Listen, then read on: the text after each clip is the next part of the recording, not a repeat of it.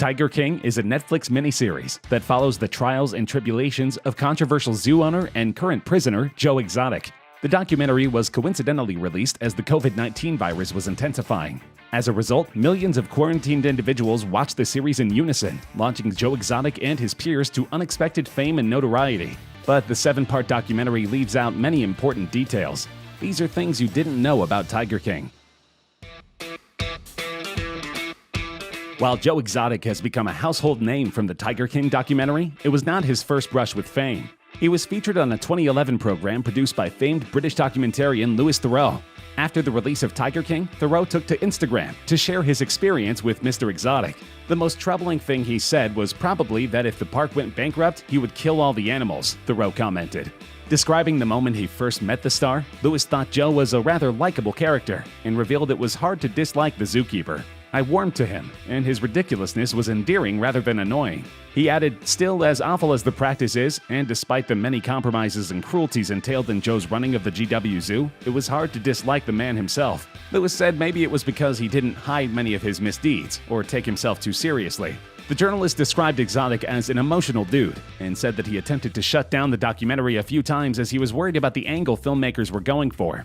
I recall he was crying and then he took off his mic at one point and stomped off, and then he came back, Theroux added. Theroux also says he finds it very unlikely that the allegations surrounding Exotic's rival Carole Baskin, that she murdered her husband and fed his body to tigers, are true. Joe Exotic is now serving 22 years in prison. He was convicted of falsifying wildlife records, violating the Endangered Species Act, and hiring a man to kill Carole Baskin, who was a rival that operated her own big cat animal park. The murder for hire was never completed, but Joe Exotic is still paying for setting it up. Now there's also the accusation that Joe Exotic faked cancer for a period of time. As revealed via Twitter, Joe Exotic once told people he was battling prostate and bone marrow cancer. This was accompanied by a photo of Joe Exotic with a badly scabbed face and an oxygen tube in a hospital bed, which he said came from Joe Exotic himself.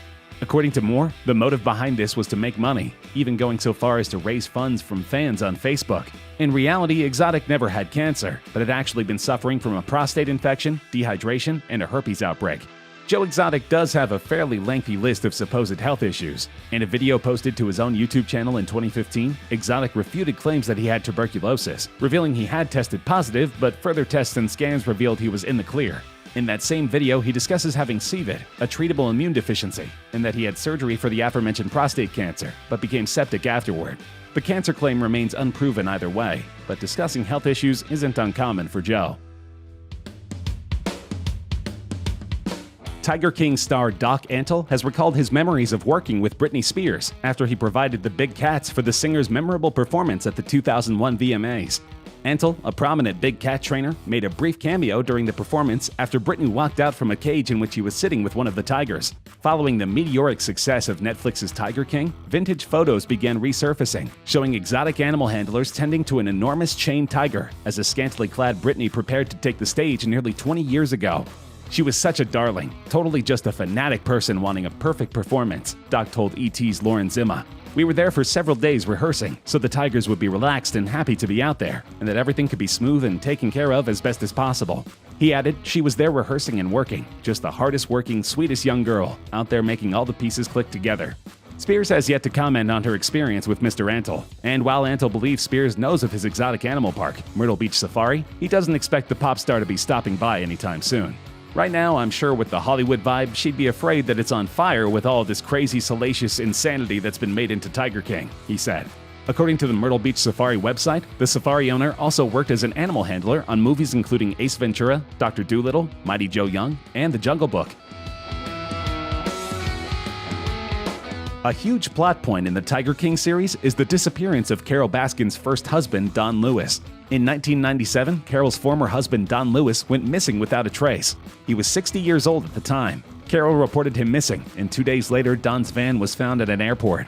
In the wake of Tiger King's popularity, Carole hops online and denies claims she had anything to do with Don's disappearance, writing in a blog post, Tiger King has a segment devoted to suggesting, with lies and innuendo from people who are not credible, that I had a role in the disappearance of my husband Don 21 years ago. The series presents this without any regard for the truth, or in most cases even giving me an opportunity before publication to rebut the absurd claims. They did not care about truth. The unsavory lies are better for getting viewers. Sheriff Chad Chronister from Hillsborough County in Florida tells the New York Times that they still have Dawn's disappearance labeled a missing persons case, and that they don't have any type of evidence, not one piece, that suggests he was killed. Apparently, a sequel to Tiger King is already in the works, and it all centers on the disappearance of Dawn Lewis. None of the main characters in Tiger King came out in a particularly good light. Both Joe Exotic and Doc Antle appear to be hardened criminals, and many of their associates, like Jeff Lowe, seem like veritable psychopaths. But the jury is largely out on Carole Baskin. Many people believe she is a murderer, while others think she is innocent. She and her husband both released lengthy statements to refute the information included in the Netflix documentary. According to her husband Howard, the filmmakers approached the couple with the intention of making a big cat equivalent to Blackfish, the documentary about orca whales in captivity that led to a tangible backlash against SeaWorld. In reality, Howard said, their only goal was to make something as salacious and inflammatory as possible. Anyone who spends an hour with Carole would come away knowing she in no way had any involvement in Dawn's disappearance, and that the vicious rumors that were spread by his family are absolute nonsense, Howard said. Michael Jackson was known for his outlandish taste and interest in exotic animals, famously owning and traveling with Bubbles, his chimpanzee, for a period of time in the 1980s. The King of Pop also had his own private zoo at the Neverland Ranch, the inhabitants of which included tigers, snakes, and primates. Now it appears a link between Jackson and another wild animal enthusiast, Joe Maldonado Passage, aka Joe Exotic, might have been uncovered. Tiger King star John Finlay has claimed the alligators that perished in Joe Exotic's zoo fire belonged to Michael Jackson. Footage shown in the documentary sees Exotic discussing a blaze at his zoo. He said the animals involved were boiling alive in a towering inferno. Finlay said, "My favorite animals were the alligators and crocodiles. A previous manager had gotten Michael Jackson's alligators from the Neverland Ranch. We got some other ones from friends and stuff. They were the ones I really took care of most of the time." An easy highlight of Tiger King is the musical interludes with Joe's songs. Who could forget Here Kitty Kitty, about Carole Baskin feeding her husband to the tigers? However, it's all a lie. Apparently, Joe didn't write or sing his own songs. The illusion is shattered. TMZ reveals how Joe simply lip-syncs along to songs written and performed by the Clinton Johnson Band. Band member Vince Johnson told the site he's been inundated with calls since Tiger King soared to the top of Netflix's viewing charts, but as of yet, none have been from record labels. Sadly, the passing of Danny Clinton in October means the Clinton Johnson Band might never get to realize how famous it could have been. Johnson confirmed they'd recorded 3 albums before Clinton's passing, and no, not all of them are cat-related. He went on to confirm the band got brought into Joe's wild world to write a theme song for him, but inadvertently ended up sticking around and penning around 20 songs for the larger-than-life big cat lover. Saf Safari was the even-tempered manager at Joe Exotic Zoo, and the straight man to this cast of characters. Safari is introduced to us early in the series with footage of a brutal attack by a tiger after he put his arm in the animal's cage. Safari is given the option of 2 years of reconstructive surgeries or amputation, and he chooses amputation so he can get back to the big cats, which he does just days after leaving the hospital.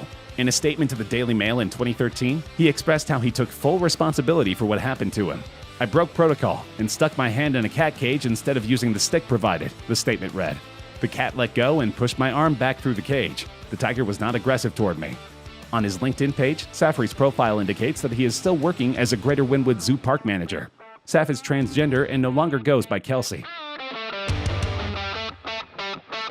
According to Intelligencer, after his cub breeding program began, Joe set his sights on the biggest of the big cats. While visiting another zoo in 2003, Joe Exotic had his first experience with a liger, the result of breeding a tiger and a lion. Ligers can grow much larger than either parent species, a sure draw for crowds. Joe wouldn't settle for anything so simple, though. He wanted something even more alluring, a cat that no one else in the world possessed. Despite scientists' assertions that it is biologically impossible to do so, Joe wanted to breed a saber-toothed tiger.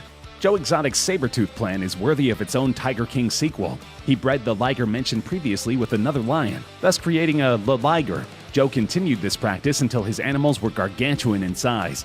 It seems that Joe believed this process of breeding would result in the resurrection of the ultimate Tiger King. There are a lot of problems with Joe's logic, including the fact that saber-toothed cats are genetically far removed from the big cats alive today.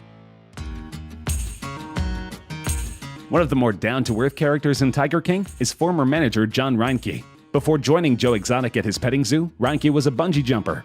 In April 1994, he was testing a bungee jump ride in Burke Burnett, Texas, when a pulley malfunctioned. Reinke fell a terrifying 55 feet. Not only did he bounce on landing, something that crushed his legs, he then landed on a 6-inch metal stake that pierced both his colon and stomach. He was stuck, bleeding heavily but still able to speak. I kept asking them to get my wife, Christy, but they wouldn't, he told the Oklahoman. If they had, I don't think I'd be here today. I was ready to tell her goodbye. Over the next couple of years, Reinke had to undergo more than 20 operations on his feet and legs and had to use a wheelchair to get around during that time. He learned to walk again after realizing he could move his big toe, but in 2006, surgeons had to remove his left leg, meaning he had to figure out how to walk on a prosthetic leg. Rebecca Chaiklin and Eric Good have found tremendous success with Tiger King, but they say that while filming, they were careful never to take part in tiger cub petting. They said that they witnessed the cubs being abused firsthand. The babies were pulled away from their mothers screaming and quickly became sick with ringworm and mange from being handled too much. According to PETA, the series largely skips over serious issues of animal welfare, including the horrors of cub trafficking and the problems with commercial cub petting attractions. It's important to remember that most animals used as photo opportunities for tourists are drugged to keep them complacent, and they usually have an extremely low quality of life. This includes primates, elephants, and of course, tigers.